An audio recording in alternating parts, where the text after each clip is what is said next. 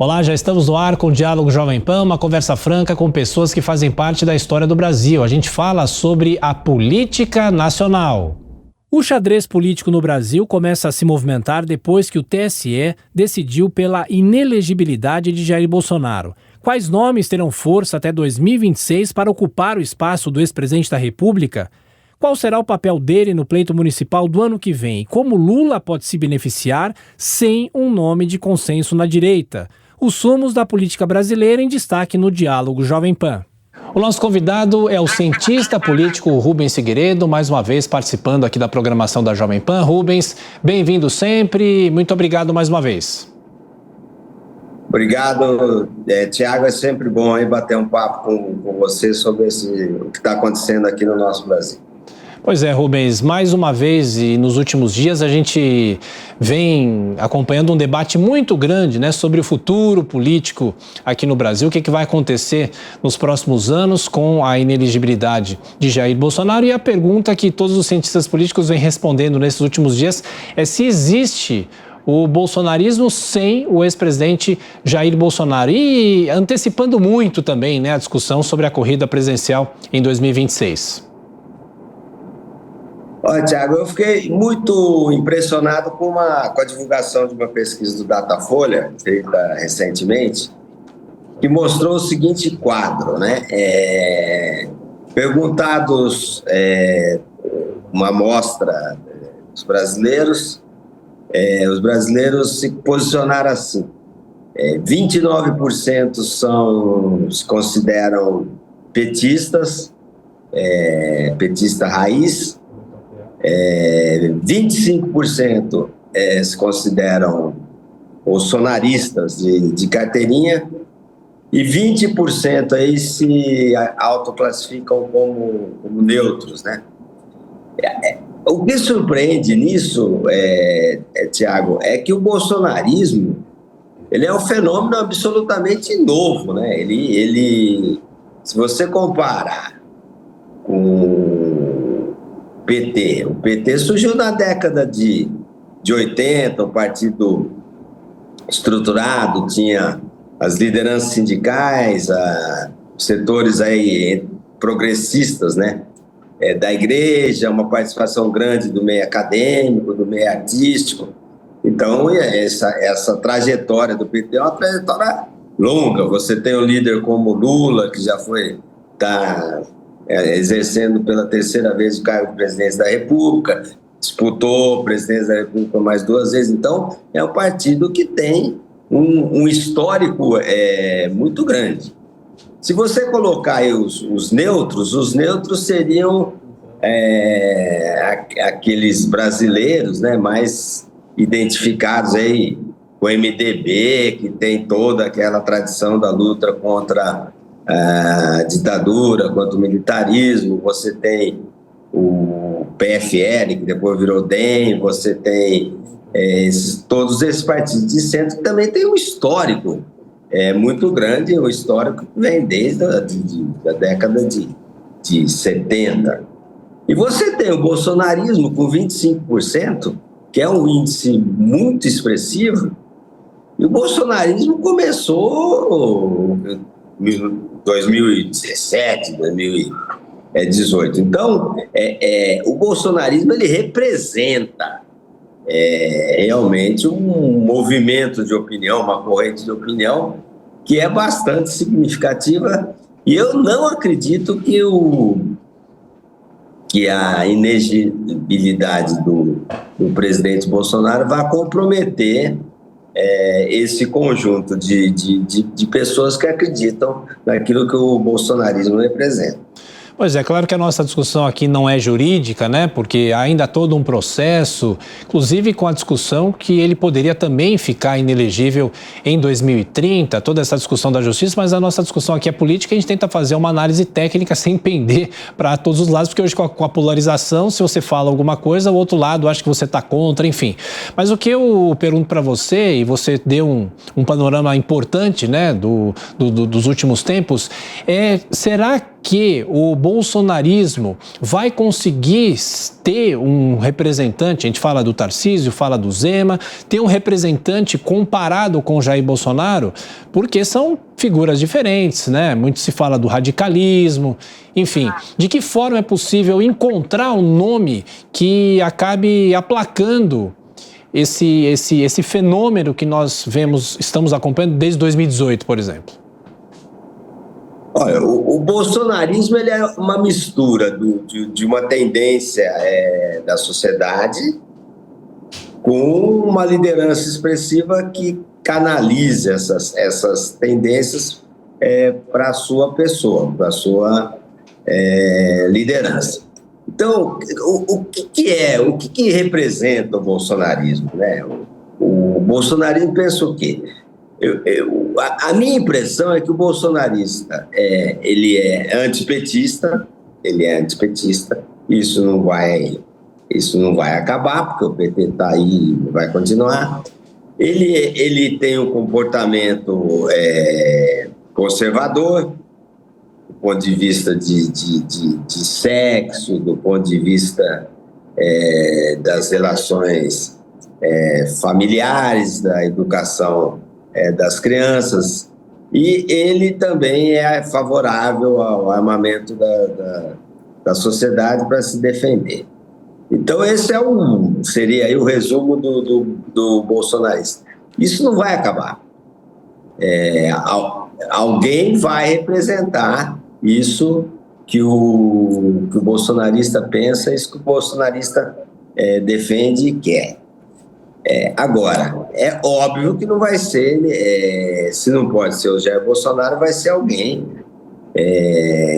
que é apoiado por Jair Bolsonaro e que expressa essa convicção que os bolsonaristas têm a respeito de um conjunto de temas. Recentemente, a Folha de São Paulo publicou também uma pesquisa do Datafolha, essa muito ligada à questão de comportamento, Thiago, que mostra uma aderência muito grande de uma parcela significativa dos eleitores, dos brasileiros, às teses que o bolsonarismo defende. Então, eu acho que o Bolsonaro, da mesma maneira que o Lula representa o PT e a Estrela representa o partido, né? Representa o PT, eu acho que o Bolsonaro vai ser essa estrela aí, esse símbolo que vai representar o bolsonarismo. É claro que ninguém vai ser igual ao Bolsonaro, mas vai ser alguém que represente esse conjunto de ideias que o bolsonarismo passa para a sociedade. Agora, Rubens, na eleição passada muito se falou, né, de quem seria a possível terceira via aqui no Brasil. O Brasil viu uma polarização como poucas vezes se viu, né? Mas eu te pergunto, será que com a inelegibilidade dele, a possibilidade de surgir uma nova via, que não necessariamente represente o bolsonarismo, mas também fica naquele espectro de centro-direita, tem as questões conservadoras, mas também pode se aproximar, às vezes, um pouco mais de outras esferas políticas, é possível que surja uma terceira via? Isso facilita o surgimento de uma terceira via? Ou você também não espera um surgimento de alguém novo que possa encarnar esse desafio de quebrar esses polos? Olha, a gente tem que ver o que está acontecendo hoje, né? Que é muito difícil, ainda mais num país como o Brasil, você antecipar tanto assim o que vai acontecer daqui 3 anos e meio. A minha visão é que o quadro que o Datafolha mostra, 29 lulistas, 25 bolsonaristas e 20% aí neutros, eu acho que isso revela uma polarização muito expressiva, né? E se você colocar o bolsonarista aí soft, você vai para 32% de eleitores, vamos dizer, de direita, e se você colocar os petistas sócios, você vai para 39%. Então, 32 mais 39, 40, já são 70 e tantos por cento dos eleitores votando aí em uma dessas duas tendências. Então, fica muito difícil para um político de centro, nesse contexto aí de polarização, e até uma polarização que pode se radicalizar, fica muito difícil você ter uma liderança que monopolize, que consiga fazer com que esses 20% votem exclusivamente dela. Até porque o que a gente tem visto é que o centro tem alguns candidatos, e o voto aí desses 20% que já são a minoria, ele provavelmente se divida entre esses candidatos que se apresentarão. Então, eu acho que, vendo o quadro hoje, né, sempre tomando esse cuidado, seria muito difícil uma candidatura de centro emplacar. Estamos conversando com o Rubens Figueiredo, cientista político, nessa edição do nosso Diálogo Jovem Pan. Agora, Rubens, o que eu queria te perguntar também é o seguinte: nas últimas 2 eleições a gente teve, né, os polos. Quem é lulista, obviamente, na época votou em Fernando Haddad. Aí nós tivemos todo ainda o fenômeno da Operação Lava Jato, da anticorrupção, né? Porque o Lula, o símbolo que foi preso, depois foi solto, enfim, ele ainda estava sem os direitos políticos na época. E em 2022 a situação acabou se invertendo, porque nós tivemos, enfim, Lula pôde participar da eleição. E em relação à próxima eleição de 2026, é muito cedo, claro. A gente não sabe também as condições do atual presidente Lula em relação ao próprio governo e como é que estará a questão da saúde dele. Eu pergunto, o esquadrinhamento para a próxima eleição ainda é muito cedo, mas de qualquer forma a gente continua vendo os 2 polos, né? E isso mostra o quê? Isso mostra que ninguém está disponível ou disposto a tentar buscar essa nova via, porque não surgem nomes ou porque ninguém encarna essa possibilidade de quebrar a polarização. Olha, eu vejo com muita dificuldade, né, o discurso de uma terceira via.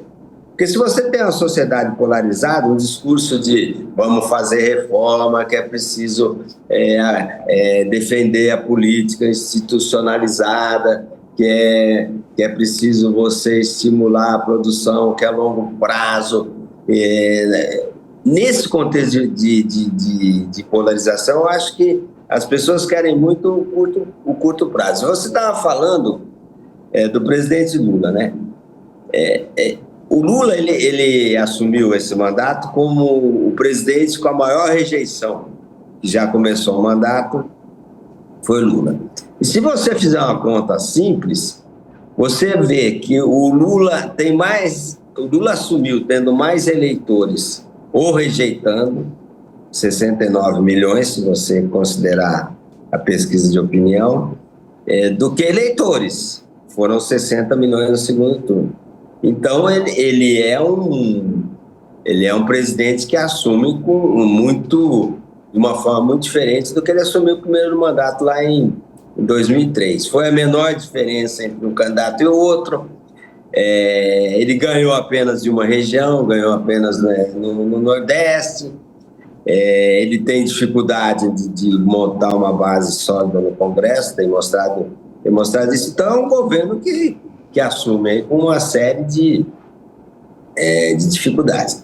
Agora, se ele está com uma aprovação, uma avaliação, né, administrativa melhor do que tinha o Bolsonaro nos seus primeiros 6 meses, você tem aí o Brasil, né, fez uma série de reforma, né, de 2016 a 2022 por aí, que devem melhorar a qualidade do setor produtivo se não houver grandes retrocessos, né?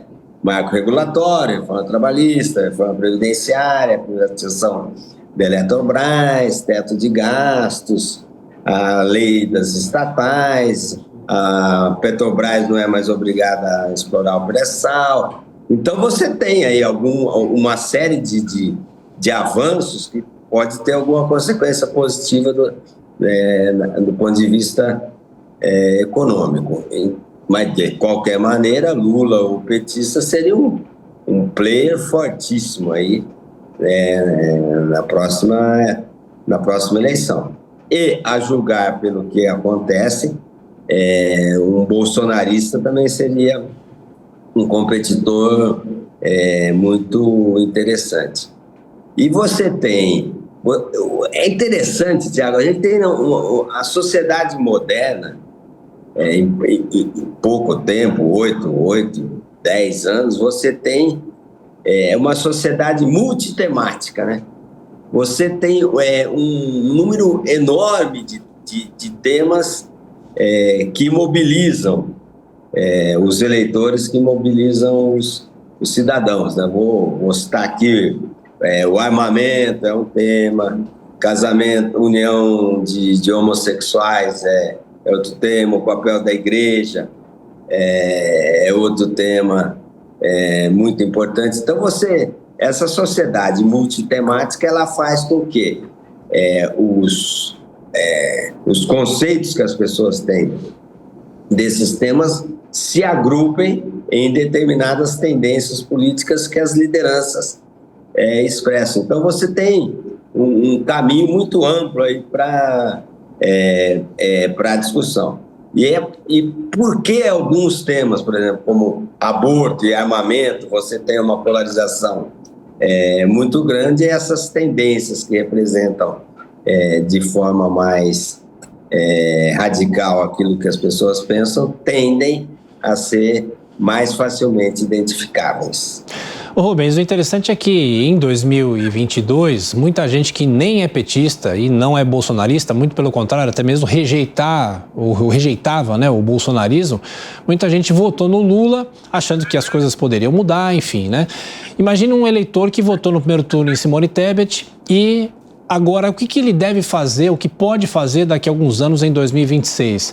Se ele tiver um candidato como Tarcísio de Freitas, ele pode pender um pouco mais a aceitar, mesmo que seja um candidato de Jair Bolsonaro, do que continuar indo com Lula, se ele estiver descontente com os rumos da economia e tudo mais. É uma leitura, claro, no médio e longo prazo, mas isso pode mexer no jogo político, ou seja, a coalizão que foi com Lula pode escolher um outro candidato que não seja especificamente Jair Bolsonaro, apesar de ser indicado por ele? Pode.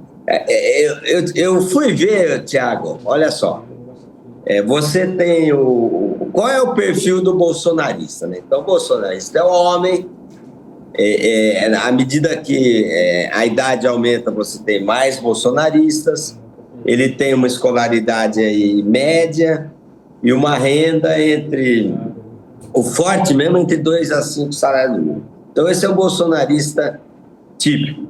O petista típico é aquele que tem uma escolaridade baixa, ganha até 2 salários mínimos, mora no Nordeste, o bolsonarismo é muito forte no Sul. E esse eleitor neutro, né, que pega aí essa terceira via que a gente está conversando, ele é homem, ele é novo, ele tem entre 16 e 24 anos, né, esse neutro típico. Ele tem escolaridade superior e ele ganha mais de 10 salários mínimos. Então, seria aí algo como vamos colocar entre aspas aí, uma elite do eleitorado.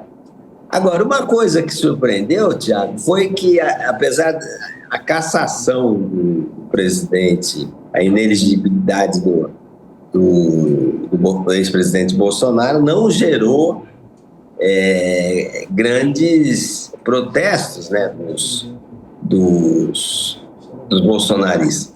Eu tenho a impressão, quase assim, a convicção de que a mobilização, quase por definição, ela é temporária, né? Ninguém consegue ficar mobilizado o tempo inteiro, e essa polarização tende a diminuir, o radicalismo da polarização tende a diminuir na medida em que as pessoas precisam viver, né? Uma coisa é durante uma eleição, 3, 4 meses, 2, você ficar na internet, nas redes sociais, expressando, discutindo, brigando com parente, brigando em grupo de amigos, de WhatsApp, etc. Outra coisa é você, em 4 anos, você fazer esse mesmo processo. As pessoas precisam viver, precisam trabalhar, precisam estudar. Então, eu tenho a impressão que esse radicalismo nessa polarização tende a diminuir. E você falou no governador Tarcísio, ele certamente, ele não é eu diria que ele é um bolsonarista, vamos dizer, soft. Então ele seria um candidato que representaria a direita, mas já a julgar ele tem 44% de ótimo e bom, que é um índice muito expressivo, seria um bolsonarista testado administrativamente, soft, e que poderia atrair aí esse segmento neutro sobre o qual a gente está conversando. Sim. Bem, Figueiredo, você acredita que a gente vem pensando muito e discutindo muito os efeitos das manifestações de 2013, né? Para muitos cientistas políticos, isso acabou desaguando na própria polarização em que nós estamos vivendo. Isso mostra, você fala às vezes de um cansaço das pessoas, né? Ninguém aguenta tanto radicalismo, tanta briga na internet, tanta briga na família, quantas famílias acabaram se dissolvendo, vamos dizer assim, por causa de questões políticas, o que o Brasil poucas vezes viu isso na história, né? Você acredita que lá de 2013 até agora há um cansaço também de tanta discussão política, apesar de discutir política é sempre importante para pensar o futuro do Brasil e do que nós queremos para daqui para frente?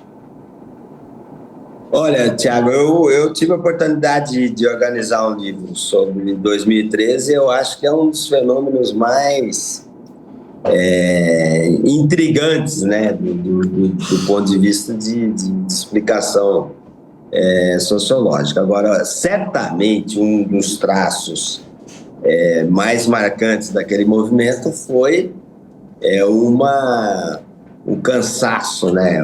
As pessoas estavam uma estafa com o que representava a política tradicional, a política institucionalizada.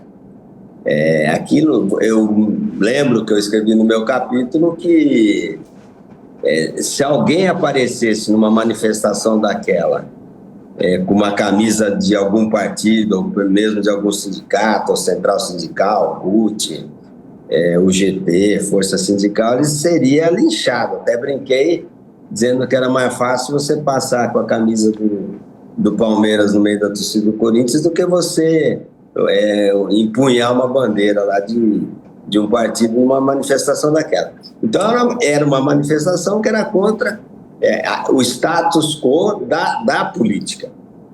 E um tempo depois o Bolsonaro, com aquela história que depois refluiu, né, que era que ele ia criar nova política, o Bolsonaro representava um pouco essa embora ele fosse deputado por 7 mandatos, 7 legislaturas, ele representava um pouco essa raiva, né, que a sociedade estava do político tradicional. Na minha opinião, isso refluiu um pouco, né? Aquele movimento foi uma explosão, né?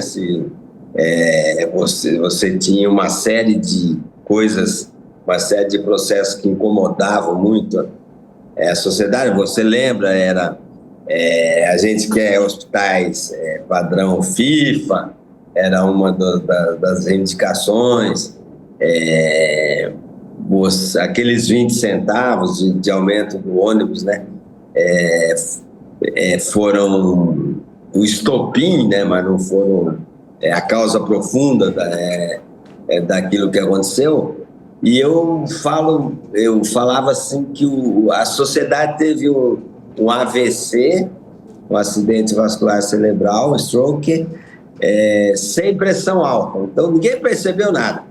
A Dilma estava bem avaliada, o Haddad era a melhor avaliação do prefeito nos 6 meses, o Alckmin era bem avaliado, ganharia eleição se fosse candidato em São Paulo com alguma facilidade, e apesar de todo esse conforto, entre aspas, dos principais administradores públicos, aconteceu aquilo, sem dúvida, foi em função desse cansaço, dessa estafa com a política tradicional. Foi um dos motivos principais.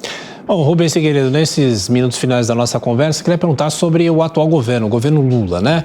Muita gente fala que Lula não percebeu, que o mundo mudou, que a política não é mais a mesma. Tem a discussão da forma como o governo trata o Congresso, né? Se fala em Congresso empoderado, Arthur Lira com muitos poderes. De que maneira é possível fazer essa leitura política nesse momento do governo Lula, que vem tendo dificuldades com o Congresso Nacional? A gente viu na última semana discussões sobre reforma tributária, o CARF e outros projetos que o governo não consegue emplacar por enquanto. Olha, o Lula tem absoluta certeza de que os governos que ele fez foram os melhores governos da história da humanidade.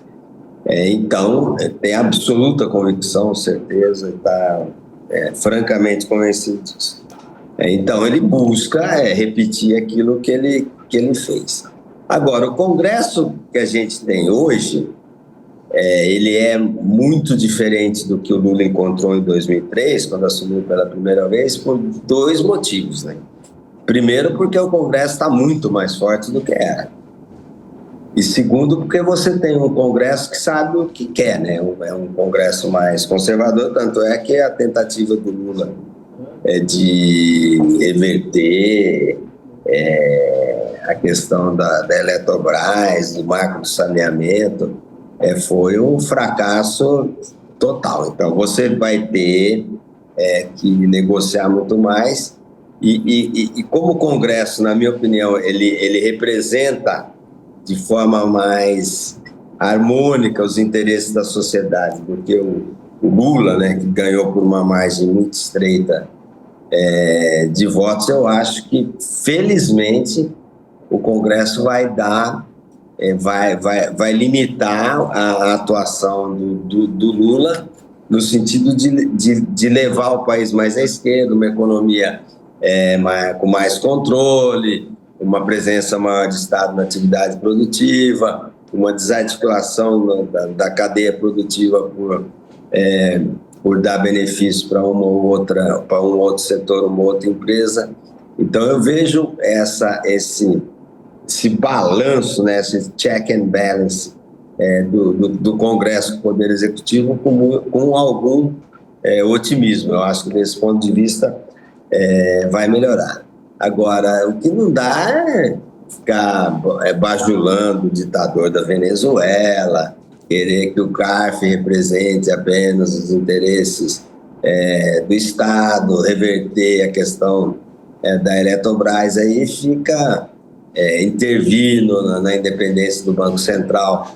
Então, isso seria um atraso, seria um retrocesso, mas que o Brasil e o Congresso Nacional têm tudo para evitar.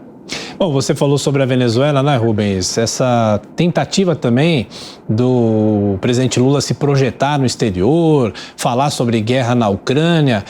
Há uma questão em que ele peca ao tentar fazer esse tipo de coisa, ou seja, há muita tentativa. A gente viu também a reunião do Mercosul recentemente, em que o presidente do Uruguai fez críticas, obviamente, à Venezuela, que é uma ditadura. De que forma? É mais Lula isso ou é diplomacia brasileira realmente?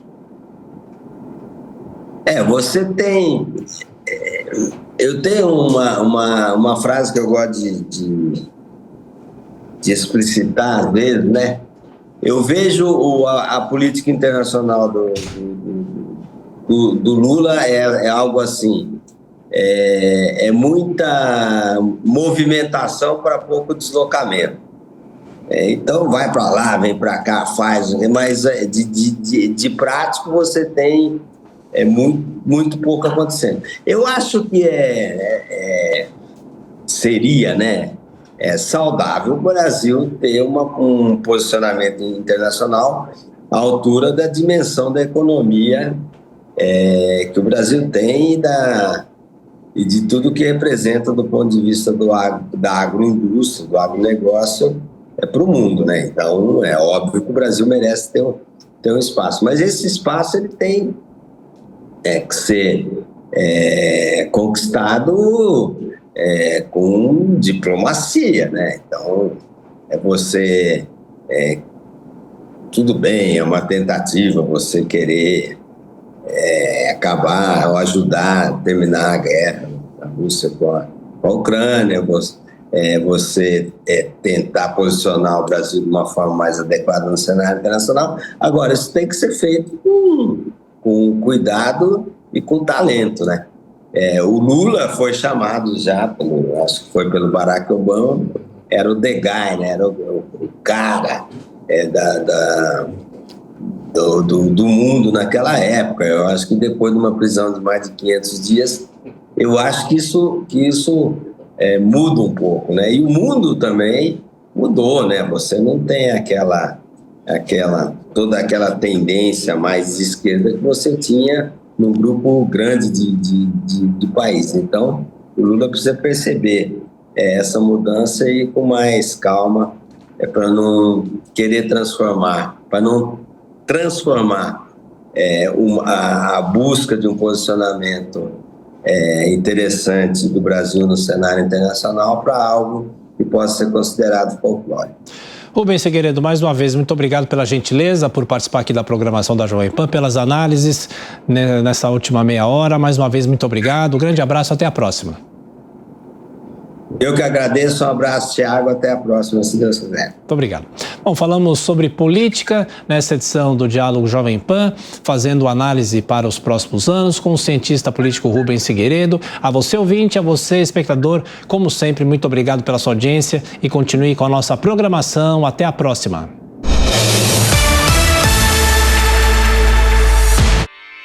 Realização Jovem Pan News.